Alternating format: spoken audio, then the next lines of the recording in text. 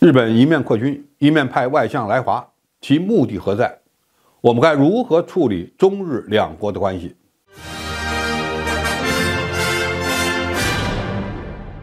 观众朋友，大家好，我是福田少。在中国周边国家之中，中日关系被认为是一个死结，因为日本是唯一利用美国力量抗衡中国的邻国，也在积极推动台海问题国际化，甚至开启了全面武装的历史进程。基于日本军国主义分子在历史上对中国人民犯下的滔天罪行，再结合日本人的对华态度，中国与日本关系的改善是极为困难的，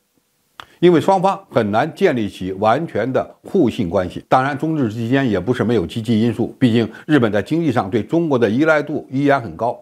而且日本人也明白，中国的崛起根本不是自己所能阻止的，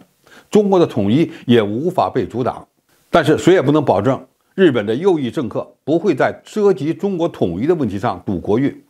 因为他们在二战时就是这么赌的，最终以惨败而告终。在这种情况下，中国领导人与日本首相在 G20 峰会上进行了会谈，双方似乎都有意愿进一步缓和关系。最新的消息是，中国正就日本高级外交官可能访问中国进行谈判。中国官方表示，接触仍在进行中，而且非常重要。如果此行如期进行，这将是日本外相自2019年12月以来的首次访华。中日之间关系的恶化有几个重要因素：一是日本配合美国积极干涉台海事务，这是双方之间最为敏感的问题。直到后来，日本宣布再次进行武装，等于宣布两国关系将有可能进入到一个不稳定的时期。二是中日之间在东海地区的领土争端，这个问题虽然敏感，但暂时还不会引爆。三是日本经常在涉及人权等问题上配合西方国家谴责中国，干涉中国内政，成为美国在东北亚地区的一个跟班和打手。日本认为自己是东亚唯一的西方国家，又是 G7 成员国，还在积极与北约开展合作，这都让中国非常不满。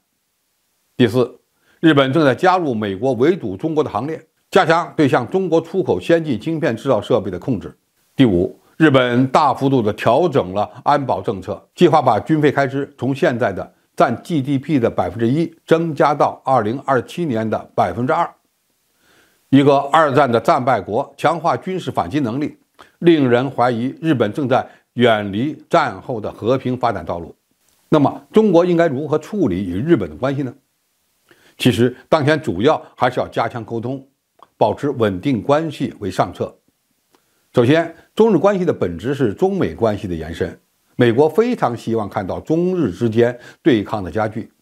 而中国有必要反其道而行之。日本方面也需要避免落入美国设计的离岸制衡战略的陷阱。其次，日本与中国大陆就台湾问题所形成的误解越来越深，这可能给两国的关系带来颠覆性的破坏。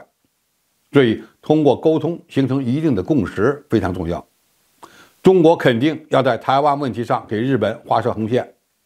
但是呢，也可能给日本一定的承诺，比如中国的统一并不会影响日本的利益。最后，中国也需要对日本做一些工作，特别是涉及芯片产业的问题上，